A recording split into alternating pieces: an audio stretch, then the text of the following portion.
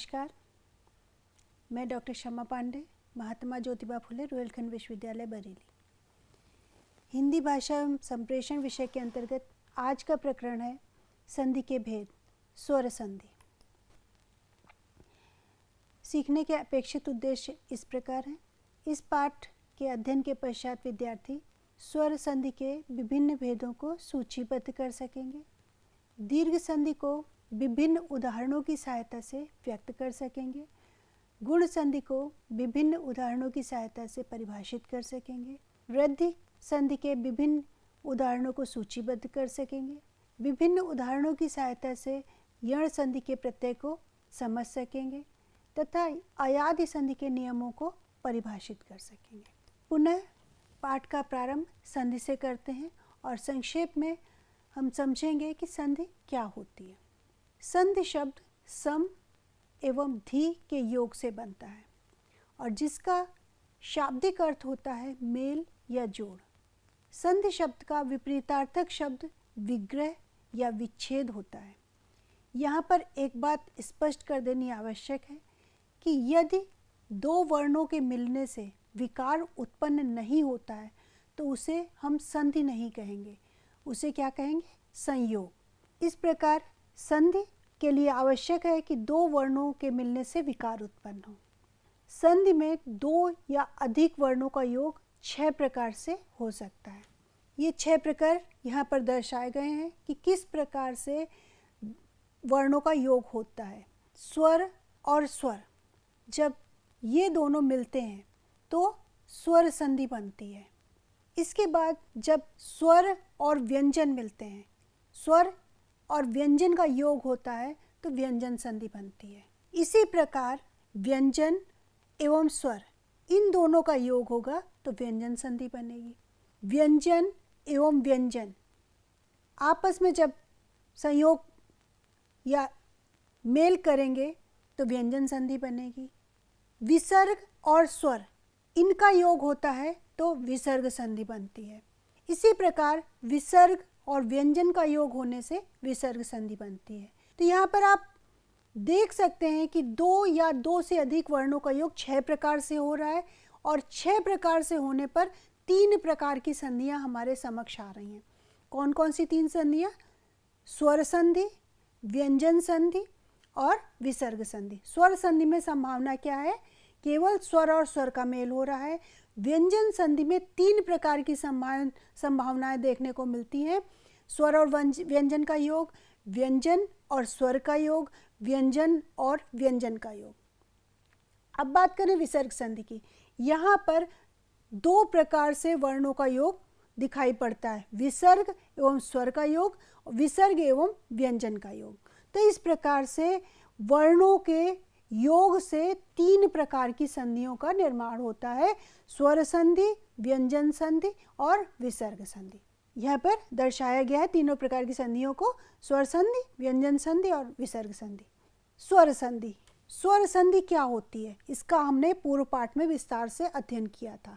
अब यहाँ पर हम पुनः उसकी चर्चा न करके सीधे उसके भेद क्या होते हैं उसकी बात करेंगे।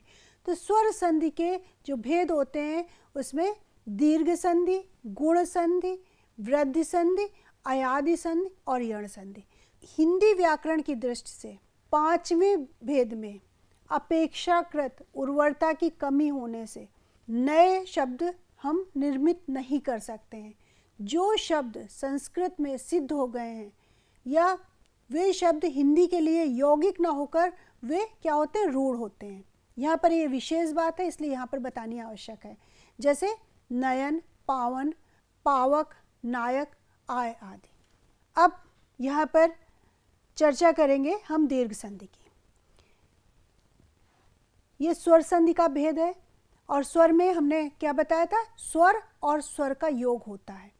यदि अ, आ, या, ई अथवा उ, पुनः हम बोलते हैं छोटा, बड़ा, छोटी, बड़ी, छोटा ऊ, बड़ा ऊ में से कोई स्वर अपने सजातीय स्वर से, सजातीय मतलब इन्हीं में से कोई सजातीय स्वर से जुड़े तो बनने वाला स्वर सदैव दीर्घ स्वर होगा। सजातीय स्वरों का यह योग इस तरीके से हो सकता है, जिसे यहाँ पर उदाहरण द्वारा समझाया गया है। दीर्घ संधि को हम उदाहरण से समझते हैं। यहाँ पर 3 स्तंभ दर्शाए गए हैं, प्रथम स्तंभ, द्वितीय स्तंभ और तृतीय स्तंभ। पहले में कौन कौन से वर्ण मिलते हैं, दूसरे स्तंभ में बनने वाला वर्ण कौन सा है, और तीसरे स्तंभ में हम उदाहरण की सहायता से समझेंगे कि किस तरीके से वर्णों का योग होकर संधि बनता है। तो सजातीय वर्ण प्रथम आ होगा और सजातीय वर्ण द्वितीय अ, जिसे बोलचाल की भाषा में छोटा आ कहेंगे। इनसे बनने वाला वर्ण है बड़ा आ। इसको एक उदाहरण से समझेंगे। धर्म धन अर्थ, इससे क्या बना, धर्मार्थ। धर्म धन अर्थ में इस शब्द धर्म का अंतिम वर्ण आ है तथा अर्थ शब्द का प्रथम वर्ण अ है।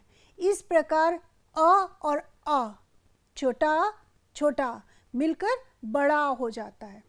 इसी प्रकार दूसरा उदाहरण है स्वार्थी। स्वार्थी को हम विच्छेद करें तो 2 शब्दों के योग से बनेगा स्व धन अर्थी। तो यहाँ पर इस शब्द में स्व का अंतिम वर्ण छोटा आ है और अर्थी का प्रथम वर्ण छोटा आ है। तो इस प्रकार से छोटा अ और छोटा आ का योग होता है और मिलकर बनता है बड़ा आ। समान रूप से शरणार्थी, सत्यार्थी, सूर्यास्त और मतानुसार के उदाहरण देखे जा सकते हैं। इन समस्त शब्दों में जो योग हो रहा है वो सजातीय स्वरों का योग हो रहा है। प्रथम वर्ण छोटा आ है और द्वितीय वर्ण भी सजाती है, छोटा आ, और उनसे बनने वाला बड़ा आ होता है। इसको हम एक बार फिर से एक और उदाहरण से समझते हैं। जैसे मत धन अनुसार, मतानुसार, मत धन अनुसार, इस शब्द में मत का अंतिम वर्ण अ है तथा अनुसार शब्द का प्रथम वर्ण छोटा आ है। इस प्रकार अ और आ मिलकर बड़ा आ हो जाते हैं, मतानुसार। तो यहाँ पर यह आशा की जाती है कि आपको स्पष्ट हुआ होगा कि छोटा आ और छोटा आ मिलकर बड़ा आ हो जाते हैं। अब हम दूसरा योग देखते हैं, छोटा आ और बड़ा आ का। छोटा आ और बड़ा आ, इनके योग से बनता है बड़ा आ। इसको हम एक उदाहरण से समझेंगे। सत्य धन आग्रह, सत्याग्रह, सत्य और आग्रह, इन दोनों शब्दों में जब हम विच्छेद करते हैं तो सत्य पहला वर्ण होता है और आग्रह दूसरा वर्ण। और इस शब्द का जो सत्य है, इसमें सत्य का अंतिम वर्ण अ है। सत्य तो अंतिम वर्ण क्या आ रहा है, अ, तथा आग्रह शब्द का प्रथम वर्ण आ है। इस प्रकार से अ से आ मिलकर बड़ा आ हो गया। यहाँ पर अ और आ मिला और इनका योग हुआ तो क्या हो गया, आ। इसी प्रकार से दूसरा उदाहरण शिव आलय, शिव धन आलय, शिवालय, अ और आ मिलकर हुआ शिवालय। कुश आसन, कुशासन, कुश का छोटा आ और आसन का बड़ा आ मिलके बन गया शाह, कुशासन। देव आलय, देव व में छोटा आ है और आलय में बड़ा आ तो हो गया देवालय। परम आत्मा, परम म में छोटा आ और आत्मा में बड़ा आ, दोनों मिलके क्या बने, परमात्मा। इस प्रकार से हम ये कह सकते हैं कि छोटा आ और बड़ा आ के योग से क्या बनता है, आ। और इस प्रकार के शब्दों के उदाहरण से हम समझ सकते हैं कि आ बनेगा। अब हम दूसरा योग देखते हैं, आ और आ, इनका संयोग किस प्रकार का संधि बनाता है। आ और आ से बनने वाला वर्ण क्या है, आ, जिसे बोलचाल की भाषा में बड़ा आ कहते हैं। इसमें हम कारावास ये शब्द लेंगे और इसको उदाहरण से समझेंगे। कारावास का विच्छेद क्या है, कारा धन आवास। कारा धन आवास में इस शब्द का अंतिम वर्ण आ है तथा आवास शब्द का प्रथम वर्ण आ है। इस प्रकार आ से आ मिलकर आ हो जाता है तो कारावास हो गया। इसी प्रकार से महाशय, महाशय का विग्रह करें तो महाधन आशय, महा का बड़ा और आशय का बड़ा, तो दोनों मिलकर क्या हो गए? महाशय। एक और उदाहरण लेते हैं, आत्मानंद। आत्मानंद का विच्छेद करें आत्मा धन आनंद, तो माँ क्या है? आ, और आनंद का पूर्व अक्षर आ, तो दोनों मिलकर बन गए आ। इसी प्रकार हम एक और उदाहरण लेते हैं, वार्तालाप। वार्तालाप का जब हम विच्छेद करेंगे तो वार्ता धन आलाप, वार्ता में ता कैसा है? बड़ा ता, और आ ये भी दीर्घ है, दीर्घ स्वर, तो दोनों दीर्घ स्वर मिलके क्या बने? एक नए दीर्घ स्वर का निर्माण करते हैं, वो भी क्या है? सजातीय आ, तो यहाँ पर बना वार्तालाप। इसी प्रकार महात्मा, महात्मा में महा धन आत्मा, आ और आ इनके योग से बना आ, तो ये स्पष्ट होता है कि आ और आ से बनने वाला वर्ण है आ। दीर्घ आ और ह्रस्व आ, इनके योग से, दोनों ही सजाती हैं, इनके योग से जो बनने वाला वर्ण है वो दीर्घ स्वर है आ, दीर्घ आ इसे कहेंगे। अब इसको हम उदाहरण से समझते हैं। एक शब्द लेते हैं पुरावशेष। पुरावशेष का अगर हम विच्छेद करें तो होगा पूरा धन अवशेष। पूरा धन अवशेष में इस शब्द में पूरा जो प्रथम शब्द है, पूरा का अंतिम वर्ण दीर्घ आ है तथा अवशेष शब्द का प्रथम वर्ण ह्रस्व आ है। इस प्रकार आ अर्थात दीर्घ आ और ह्रस्व आ दोनों मिलकर क्या हो जाते हैं? दीर्घ आ। इसी प्रकार से इसी बात को हम दूसरे उदाहरण से समझें। शिक्षार्थी। शिक्षार्थी दो शब्दों के योग से बना है, शिक्षा धन अर्थी। शिक्षा का जो अंतिम वर्ण है वो है आ, कौन सा आ? दीर्घ आ, तथा अर्थी इसका जो इस शब्द का प्रथम वर्ण है वो है ह्रस्व आ। इस प्रकार दीर्घ आ और ह्रस्व आ मिलकर क्या हो जाते हैं? दीर्घ आ। समान रूप से विद्यार्थी में भी यही नियम लागू होता है। एक और उदाहरण से हम समझते हैं, लज्जा भाव। लज्जा भाव का विच्छेद करेंगे तो लज्जा धन अभाव। लज्जा का जो अंतिम वर्ण है वो दीर्घ आ है और अभाव का जो वर्ण है वो ह्रस्व आ है। दीर्घ और ह्रस्व दोनों जो स्वर है अ, इनके मिलने से बना लज्जा भाव। तो क्या बना? दीर्घ वर्ण आ, लज्जा जा बना। इसी प्रकार लेखाधिकारी और रेखांकित, यहाँ पर समान रूप से एक ही नियम लागू हो रहा है। अब यहाँ पर जो ह्रस्व ई है उनके योग से बनता है दीर्घ ई। इस बात को हम उदाहरण से समझेंगे कि किस प्रकार से ई और ई मिलकर ई बनते हैं। और हम शब्द का चयन करेंगे अधीन। अधीन का विच्छेद करेंगे तो होता है अधि धन इन। अधि धन इन में इस शब्द का अधि जो है इसका अंतिम वर्ण है क्या है?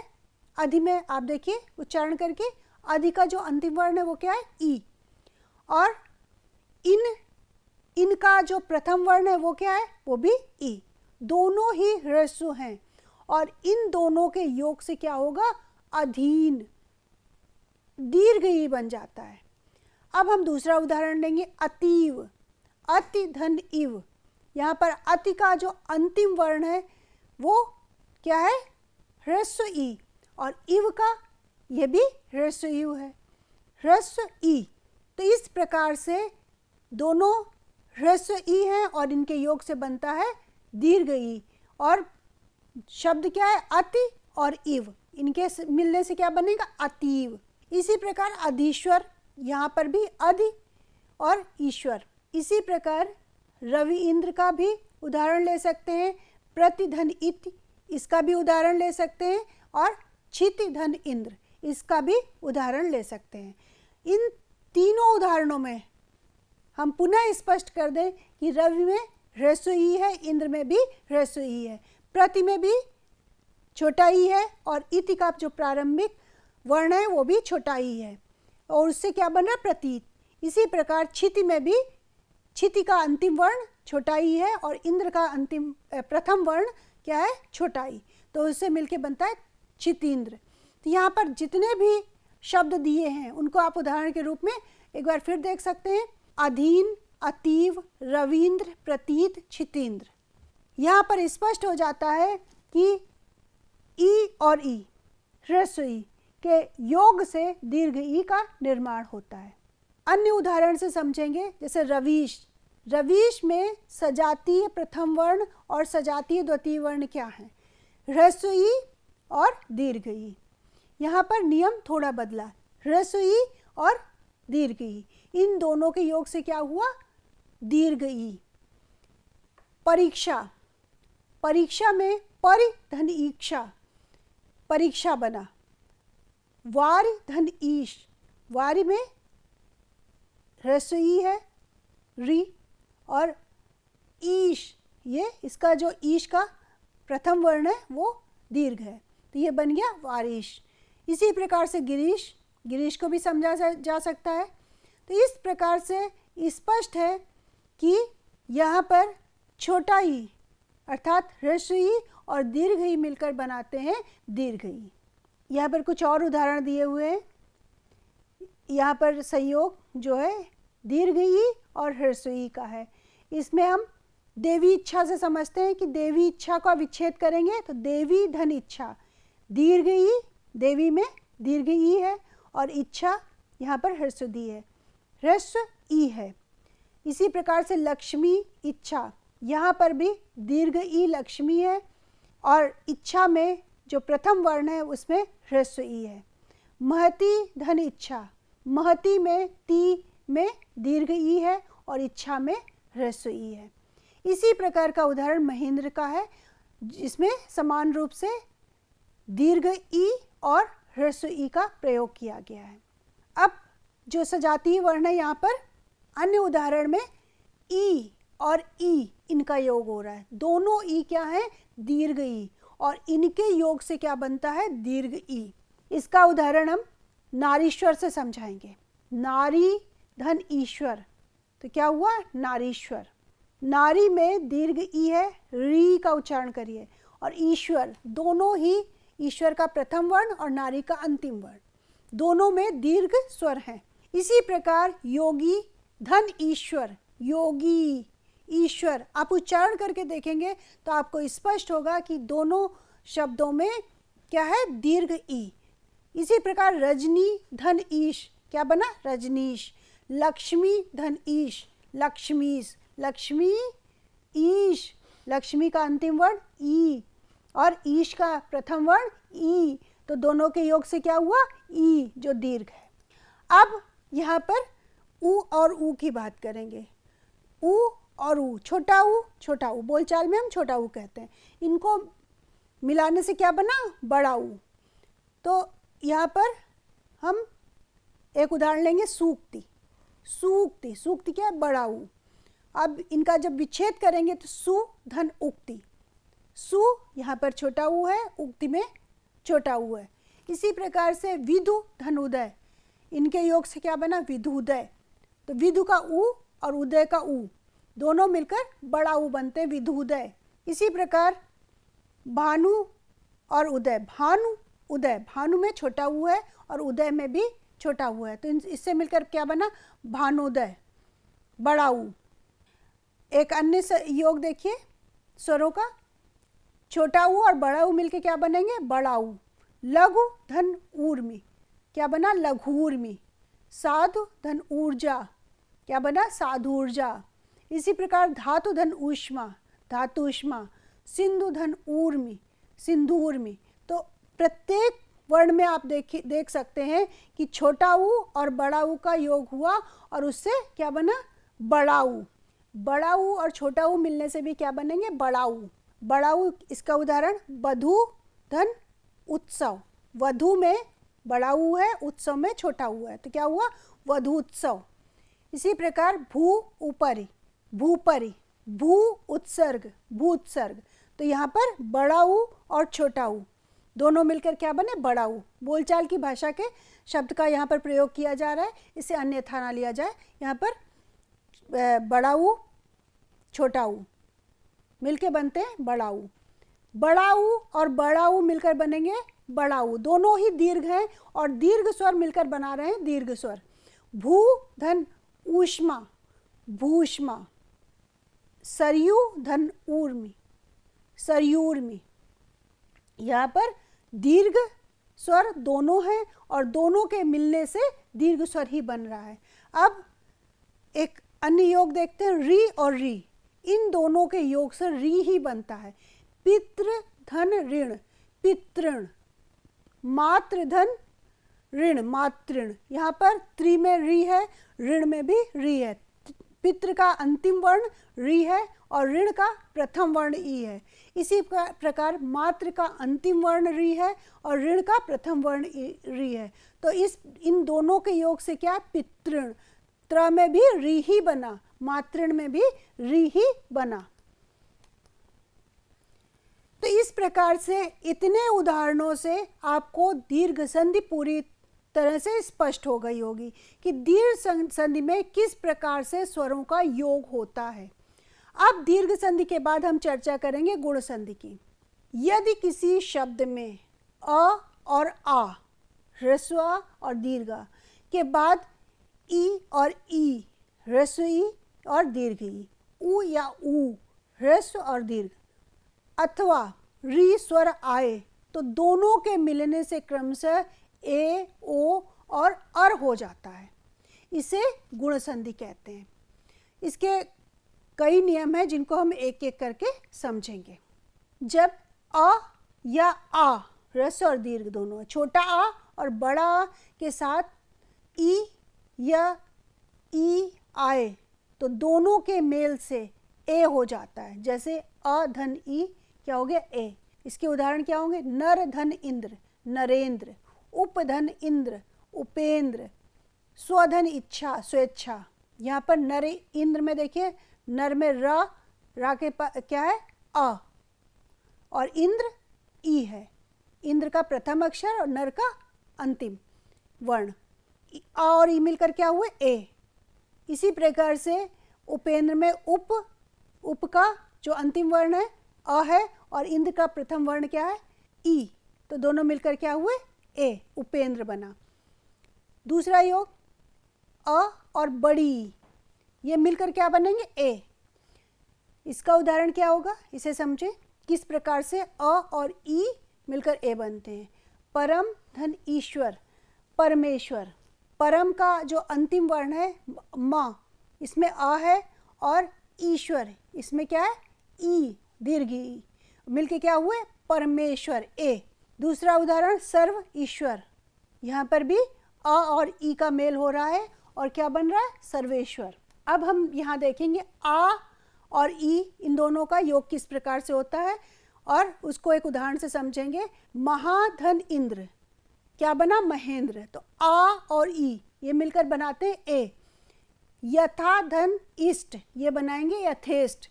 तो यथा का आ और इष्ट का ई। यथा का जो अंतिम क्या वर्ण है, आ, और इष्ट का जो प्रथम वर्ण है वो ई है। तो ये मिलके बना यथेष्ट। अब दूसरा जो योग है वो है आ धन ई, दोनों दीर्घ हैं, दोनों दीर्घ मिलकर बनाते ए। इनका उदाहरण क्या है, रमा धन ईस रमेश। आ और ई ये मिलकर बने ए। इसी प्रकार राका धन ईश, ये मिलकर क्या बने, राकेश। महाधन ईश महेश। तो यहाँ पर आ और ई इसका योग हो रहा है और इससे बन रहा है ए। जब अ और आ के बाद उ और ऊ आए, छोटा और बड़ा के बाद छोटा ऊ और बड़ा ऊ आए तो दोनों के मेल से ओ हो जाता है। आ धन ऊ क्या हुआ, ओ। इसको उदाहरण से समझें, परोपकार। परोपकार शब्द का विच्छेद करेंगे तो स्पष्ट होगा कि किस प्रकार से अ और ऊ मिलकर ओ होते हैं। पर धन उपकार, पर में र का अंतिम वर्ण क्या है, अ, और उपकार का प्रथम वर्ण क्या है, ऊ। तो क्या हो गया, परोपकार। नर धन उत्तम नरोत्तम। नील धन उत्पल नीलोत्पल। यहाँ पर अ और ऊ मिल रहे हैं। नील में भी और उत्पल में भी अ है, उत्पल का प्रथम वर्ण क्या है, ऊ, तो बन गया नीलोत्पल। एक अन्य योग देखते हैं, अ और बड़ा ऊ मिलके क्या बन रहे हैं, ओ। जैसे जल धन ऊर्मी, क्या हुआ, जलोर्मी। सूर्य धन ऊर्जा, सूर्योर्जा। नव धन ऊढ़ा, नवोढ़ा। तो जल और ऊर्मी को समझें, जल का अंतिम वर्ण क्या है, अ, और ऊर्मी का प्रथम वर्ण क्या है, ऊ, तो मिलके क्या बने, ओ, जलोर्मी। गुण संधि में अ और री आने से अर बनता है। जैसे आ और री, ब्रह्मा धन ऋषि, तो क्या हुआ, ब्रह्मर्षि। महाधन ऋण, क्या हुआ, महर्ण। यहाँ पर एक विशेष बात जो ध्यान रखने की है, ए ओ अर गुण संधि का ही लक्षण है। कहीं पे भी अगर ए ओ री आ रहे हैं तो हमें समझ जाना चाहिए कि यहाँ पर गुण संधि होगी। अब हम बात करते हैं वृद्धि संधि की। इस संधि के नियम के अनुसार अ या आ के पश्चात ए आता है तो बड़ा ए मतलब ए और ए आए या अ और आ आए तो क्या हो जाएगा, ए, जिसे हम बड़ा ए कह रहे हैं। और यदि अ और आ के पश्चात ओ या औ आता है तो क्या हो जाता है, औ। अब इसके कुछ नियम हैं जिन्हें हम एक एक करके समझेंगे। अ और आ के बाद अगर ए और ए आए तो दोनों के मेल से ए हो जाता है। जैसे एक, तो यहाँ पर अ और ए आ रहा है और क्या हो रहा है, ए। एक का ये एक का जो अंतिम अक्षर है क, इसमें अ है, और एक इसका प्रथम वर्ण ए है, तो मिलके क्या हुआ, ए, एक। दूसरा नियम देखेंगे कि अ या आ के बाद ए आए तो दोनों के मेल से ए हो जाता है। जैसे अ और ए, क्या हुआ, मतैक के, ये एक शब्द है और इसका जब विच्छेद करेंगे तो मत धन ऐक के, तो मत में अंतिम वर्ण क्या है, अ, और ऐक के का जो प्रथम वर्ण है वो है ए, तो हो गया मतैक के। इसी प्रकार देव धन ऐश्वर्य, देव में अंतिम वर्ण अ है और ऐश्वर्य का जो प्रथम वर्ण है ए है, तो मिलके क्या हुआ, देव ऐश्वर्य। आ और ए इनके योग से ए होता है। उदाहरण के रूप में हम समझ सकते हैं सदा धन एव, इन दोनों के योग से क्या होता है, सदैव। आ और ए आए तो ऐसी स्थिति में भी ए होता है। जैसे महा का अंतिम वर्ण क्या है, आ, और ऐश्वर्य का जो प्रथम वर्ण है ए है, इनके मिलने से क्या बनेगा, महेश्वर्य। और ओ मिलकर ओ होते हैं। जैसे जल धन ओग तो जलोग, वन धन औषधि तो हो गया वनौषधि। इसी प्रकार आ और औ मिलकर बनते हैं औ। इसको हम उदाहरण से समझ सकते हैं, परम धन औषध क्या हुआ, परमौषध। देव धन औदार्य क्या हो गया, देवोदार्य। आ और ओ मिलकर बनेंगे औ, महा धन औषधि, महौषधि। आ और औ मिलकर बनते हैं औ, महाधन औदार्य तो क्या बनेगा, महोदार्य। महाधन औषध क्या बनेगा, महौषध। यहाँ ए और औ स्वरों में वृद्धि के लक्षण हो रहे हैं, मतलब ए और औ क्या कर रहे हैं, वृद्धि कर रहे हैं, इसलिए यहाँ पर वृद्धि संधि होगी। कुछ विशेष बात है जो स्मरण में रखनी चाहिए, आ के बाद जितने स्वर आ सकते हैं, अ, आ, ई, उ, री, ए, ओ, इन सभी वर्णों में बनने वाली संधियां दीर्घ संधि, गुण संधि, वृद्धि संधि के अंतर्गत आ जाती हैं।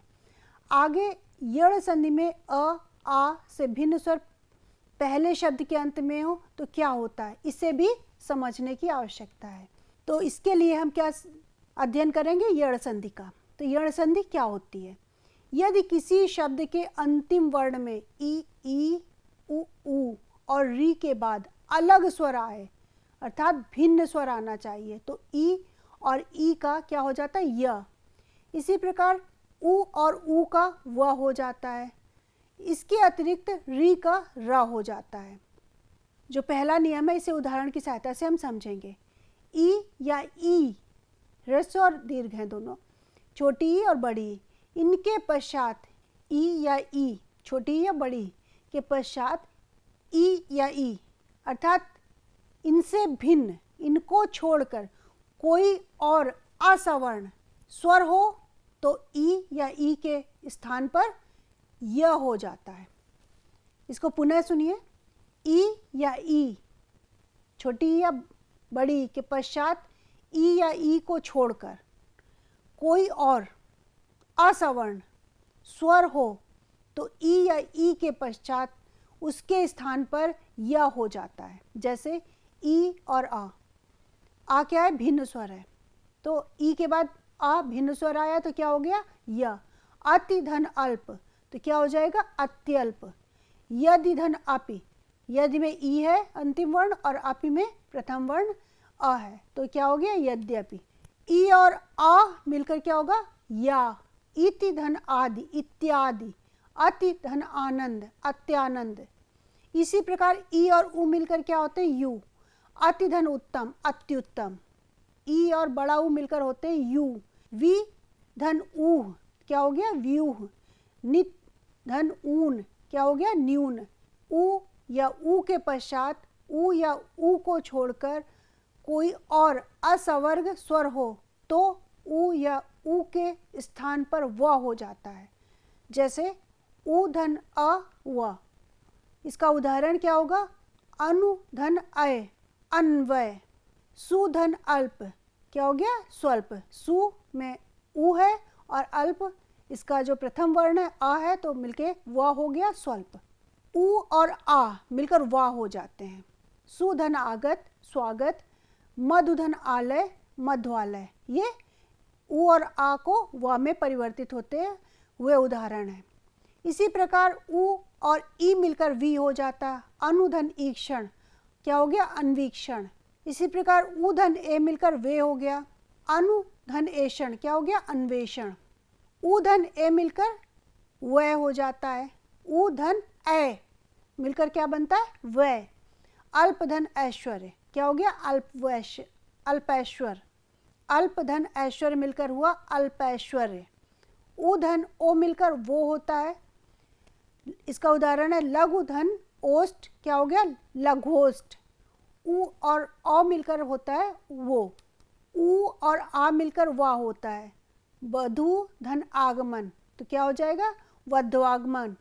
वधु धन ऐश्वर्य, वध्वैश्वर्य। यहाँ पर उ और ऐ मिलकर वह हो रहा है।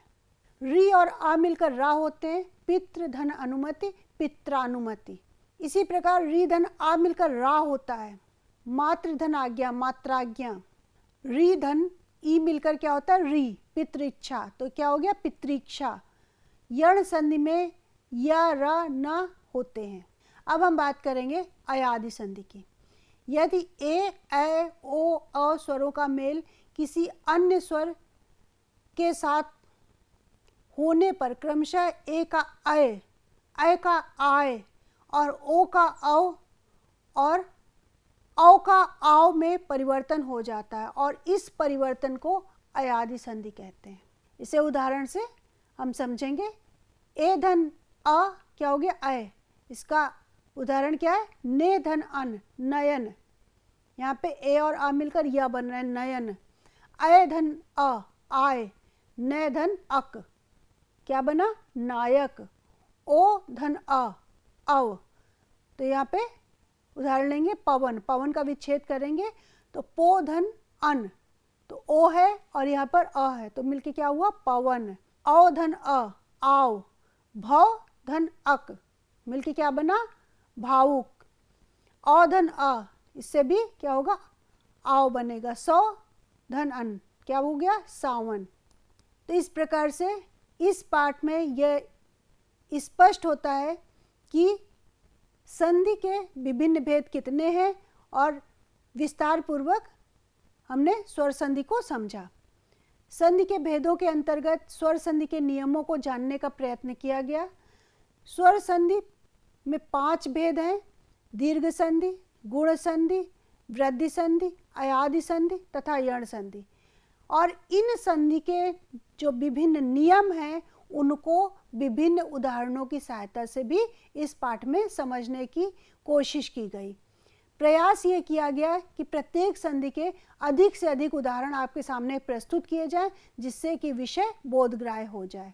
इसके पश्चात हिंदी भाषा में संधि के नियमों को विभिन्न व्यावहारिक उदाहरणों की सहायता से भी विश्लेषित किया गया। उनका विश्लेषण करके बताया गया कि किस प्रकार से स्वरों का योग होता है और वर्णों का योग होता है और उससे संधि बनती है। पाठ के अंत में संधि के विभिन्न प्रकारों को वर्गीकृत किया गया और इस प्रकार से ये प्रयास किया गया कि स्वर संधि को स्पष्ट किया जा सके। अगले अध्याय में व्यंजन संधि और उसके विभिन्न प्रकारों का विस्तार पूर्वक अध्ययन किया जाएगा। इसी के साथ ये पाठ यहीं पर समाप्त होता है। नमस्कार, धन्यवाद।